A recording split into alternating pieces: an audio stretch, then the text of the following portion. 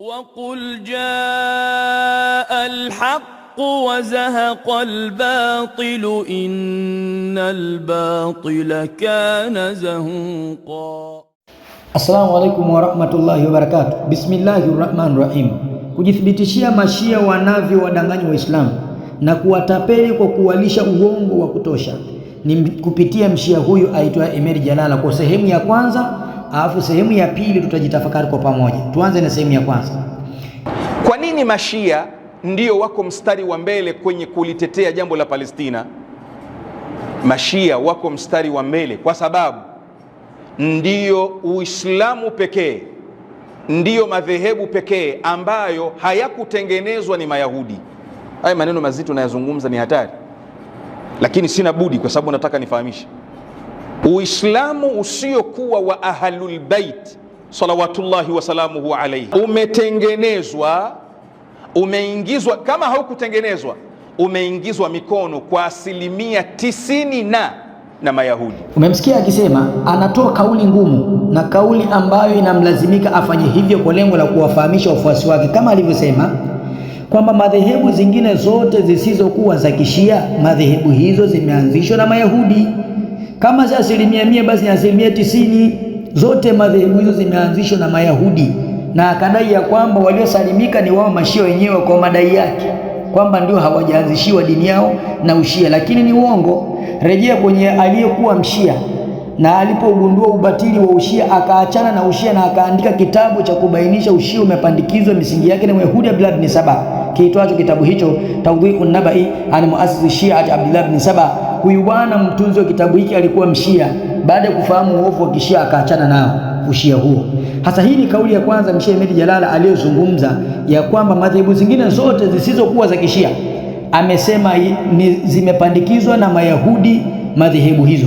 Kwa kauli hii twende kwenye sehemu ya pili, hapo tutafakari kwa pamoja. Watukana maswahaba wakiwemo makhalifa waongofu Abu Bakar, Umar, Uthman, Ummul Mu'minin Aisha ni kinyume na misingi ya Kishia. Umemsikia anasema kwenye kauli ya pili, kuongea na aliyokuwa anaongea nao mbele yake, kudai ya kwamba mashia hawatukani maswahaba hivi na vile mashia, na akaonyesha kauli yenye msisitizo kudai eti hicho wakati ni uongo, kama vitabu vitakavyokuja mbele yao. Cha kwanza kwenye sehemu ya pili ni kutafakari mimi na wewe, hawa aliokuwa anaongea nao hapa kuambia kwamba mashia hawatukani maswahaba wala wake za mtume, hawa alikuwa anawazingatia waliokuwa mbele yake ni Waislamu au ni Mayahudi waliopandikiziwa madhehebu zao na hao Mayahudi? Fikiria kauli ya kwanza na afikiria na hii kauli ya pili, ndio utajua mashia wanawadanganya Waislamu kwa lengo la kuwasogelea wale Waislamu na kuwachota wale watu ambao wanauelewa mdogo na kwenda kuwasondomeka na kuwaingiza katika dini ya ushia. Vitabu vya Kishia vinakuambia ushia ni dini, na ikifika mahala utaleta mada hiyo. Lakini kumbukeni, shekhe huyu wa Kisuni aliwahi kutoa tahadhari na kutuzindua Waislamu, na baadaye baadhi ya wengine katika Waislamu wakatumika vibaya, ima ni kwa kupata bahasha ama hapana ni kwa kutokujua ushia. Wakasema Sheikh Muharram analeta mtafaruku kwa kuondoa amani. Sikiliza Sheikh Muharram alivyosema. Kuna nukta mbili za haraka. Kwa nini kiongozi aseme haya? Maana yake yapo, mpaka anakataza hili, maana yake yapo yanafanyika. Lakini kwa nini anasibishe kwa mashia? Asiseme tu upande wao, ni dalili wanaofanya hivyo ni wao. Atakayefanya hivyo sio katika mwenendo wetu sisi. Nani kafanya hivyo? Hapa ni alituzindua Waislamu, tuamke tuweze kuwachunguza watu hawa, imani zao zinasemaje. Sasa kizaazaa kingine ni hiki alichokizungumza muasisi wa nchi ya Irani aitwaye Khomeini, kumlinganisha mtume na njiwa. Kauli hiyo utaitafakari, ni ya kiheshima, ni ya kibusara ama vipi? Twende tunukuu kwenye kitabu chake kiitwacho Al-Adabul Manawiya Lisalati ndani ya ukurasa 129.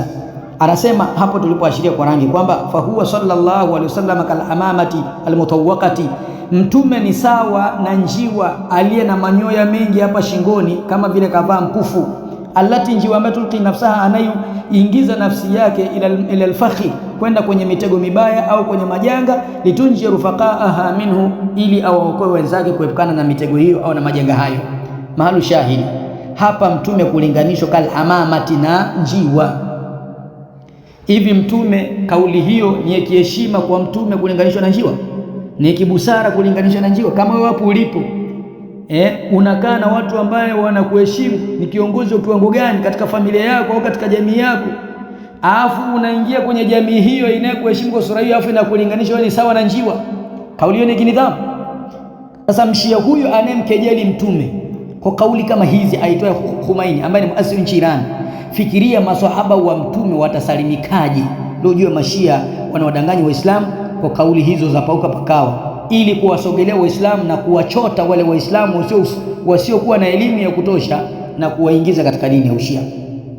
Sasa kuonyesha mshia huyu aitwaye Khomeini anakubalika kwa mshia aitwaye Ahmed Jalala, ni hiki alichokizungumza Ahmed Jalala kuhusu mshia aitwaye muasisi nchi Iran aitwaye Khomeini kwa nafasi hii. Msikilize. Imam Khomeini ambaye hakuwa tu ni kiongozi wa Wairani, hakuwa tu ni kiongozi wa watu wa Irani, bali ni kiongozi wa Waislamu wote, ni nembo ya Uislamu na ni fahari ya wanadamu wote duniani. Nadhani umemsikia alivyozungumza kuhusu hadhi yake. Sasa huyu aliyezungumza kwa hadhi kama hiyo ndio anamlinganisha mtume na njiwa. Sasa fikiria, kauli ya kulinganishwa mtume na njiwa ni heshima kwa mtume, ni kejeli, ni kashfa. Sasa twende kwenye vitabu vya Kishia, namna ambavyo walivyokufurisha maswahaba, na alipata kunukuu shekhe huyu aitwaye Muharram kuonyesha mashia wanavyokufurisha maswahaba. Msikilize. Ndugu zangu katika imani, na kupeleka kwa mwanachuoni wa Kishia Muhammad Baqir huyu ni katika wanachuoni wakubwa, tena katika maimamu. Muhammad Baqir al-Majlisi katika kitabu chake alichokiita Biharul Anwar, ni katika vitabu vikubwa vya hadithi za mashia. Ni kitabu kina mijeledi 110. Watu wanamuona Mziwanda eti anavunja amani, wala sio lengo kuamsha Ahlus Sunna wal Jamaa, mujue wapi twaenda, wapi twapelekwa. Biharul Anwar ni kitabu mashuhuri cha hadithi, kina mijeledi 110 na kupeleka sehemu ndogo tu katika mujalladi wa 72, ukurasa nambari 137. Sikiliza haya, wao wanasema watukani masahaba. Sikiliza maneno haya kutoka katika Biharul Anwar. Inna li alayka haqqa ala tukhbiruni an hadhaini rajulaini Abi Bakr wa Umara, faqala huma kafirani, kafirun man ahabbahuma. Nilimuuliza, huyu anasema nilimuuliza kuhusu hawa watu wawili. Alipomuuliza, mimi nina haki kama kijana wako ewe Ali ibn Hussein, waonaje ukanifungua nikawajua hawa watu wawili Abu Bakari na Umari? Ali ibn al-Hussein akamjibu, hao wawili Abu Bakari na Umari wote ni makafiri, na kila anayewapenda hao na yeye ni kafiri. Na mjeledi alionukuu yeye, mimi nitakwenda na mwingine kidogo kwa sababu vitabu hivi vina nakala tofauti tofauti. Nitachukua kwenye mjeledi wa 69 ukurasa wa 137 kitabu Biharul Anwar, kinachoonyesha mashia na kukufurisha maswahaba. Abu Bakar na Umar wanaambiwa wote hao ni makafiri, na pia atakao wapenda watu hao ni makafiri. Nukuu hapo, anasema ya kwamba kuhusiana watu wawili hawa unasemaje na Abu Bakar wa Umar? Faqala, sema kafirani, kafirun man ahabbahuma, ni kafiri atakao wapenda watu hao wawili. Jiulize, wale watu waliokuwa naambiwa na mshia huyu aitwaye Ahmed Jalala kwa maeneo haya, wale watu alikuwa mshia huyu aitwaye Ahmed Jalala anawazingatia kwanza ni Mayahudi kwa sababu madhehebu zao zimepandikizwa na Mayahudi, au alikuwa akiamini watu wale waliokuwa anawaambia sijui mashia watukani maswahaba vikaenda vikarudi ni makafiri kwa sababu watu wale ni wapenzi wa Abubakar, ni wapenzi wa Umar, wanawapenda. Abubakar, Umar, kwa watu wale alikuwa wanazungumza nao mbele yake ni wapenzi wake. Sasa ndio utafikiria mashia namna wanavyodanganya Uislamu, kuwasogelea kwa lengo la kuwachota wale wafuasi wengine wadogo wadogo wasiokuwa na elimu kuhusu ushia, jinsi unavyopingana mafundisho yake na Uislamu na kuchafua yale ambaye Mungu ameyatukuza. Mungu kwenye Qur'ani amesema wake za mtume ni mama zenu, lakini mashia inafika mahali wanamkufurisha mpaka mke wa mtume Aisha, na ndio mfumo wa madhehebu ya kishia ya Ithna Asharia. Nukuu kwenye kitabu hiki kiitwacho mbele yako, ambapo tuliwahi kukitumia siku zilizopita, al-40 615 ukurasa. Wanasema mima yadulu ala imamati aimmatina alithna ashara anna Aisha kafiratun mustahiqatun linnar, kwamba Aisha ni kafiri, anastahili aende motoni, na ndiyo msingi wa maimamu wa kishia wanaodai 12. Hasa mshia uitwa Ahmed Jalal, maimamu wako wanaodai 12 akiwepo hao mmoja wapo mpaka wanafika 12, wanasema Aisha ni kafiri. Unawaambiaje Waislamu uongo huo, kudai kwamba hamuwatukani maswahaba wa mtume? Msikilize. Naye watukana maswahaba wakiwemo makhalifa waongofu Abu Bakar, Umar, Uthman, Ummul Mu'minin Aisha, ni kinyume na misingi ya kishia. Kauli hii unayezungumza, unaonaje inapingana na maimamu wako kudai ya kwamba Aisha ni kafiri? Nani azingatiwe kati ya wewe uliozungumza pale mbele kuwadanganya Waislamu, au azingatiwe maimamu wako kishia hawa mlioandika kwenye kitabu hiki al-40 615 kurasa kudai Aisha mke wa mtume ni kafiri? Nani wakuzingatiwa?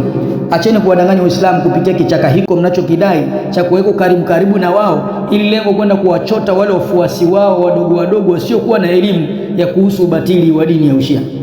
Kwa siku ya leo tuweze kusimamia hapa kuthibitisha uongo na usanii mashia wanaofanya kwa Waislamu, lakini pia na kwa wafuasi wao, na kwa wale wengine wasioweza kufungua vitabu na kuweza kuvisoma kwa lugha ya Kiarabu, wanavyoweza kudanganywa kwa lengo la kuchotwa kutoka katika Uislamu halisia na kwenda kuingizwa katika dini ya Ushia, ambapo aliyekuwa mshia aliweza kutunga kitabu kiitwacho Tawdhi'un Naba, yani muasisi Shia Abdullah ibn Saba, kuonyesha Ushia kwamba umeasisiwa na umetengenezwa na Myahudi Abdullah ibn Saba.